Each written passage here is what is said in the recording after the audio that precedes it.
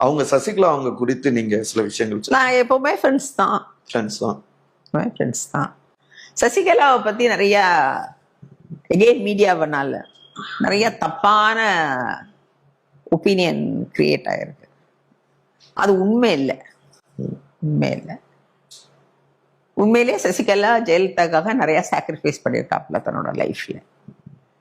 நான் சொன்ன மாதிரி ஜெயலலிதாவுக்கும் பொதுவாகவே இந்த அடிமட்ட தொண்டர்களை மீட் பண்றது பேசுறதெல்லாம் பிடிக்காது. ஈவன் 2வது 3வது மட்ட தலைவர்களையோ மினிஸ்டர்ஸையோ கூட பார்க்கறதெல்லாம் பிடிக்காது. ஆனா அவங்களோட இன்னைக்கு தினம் டச்சில் இருக்கணும், பேசணும். எலெக்ஷன் நேரத்தில் அலையன்சஸ் கொண்டு வரணும். எலெக்ஷன் நேரத்தில் யாரை எங்க போடுறது, இதெல்லாம் அந்த விஷயத்தை எல்லாம் ஹேண்டில் பண்ணுறது சசிகலா. நிர்வாகத்திறன் அவங்களுக்கு நிறைய உண்டு. அந்த இதெல்லாம் பண்ணினது சசிகலா தான் பண்ணினாங்க.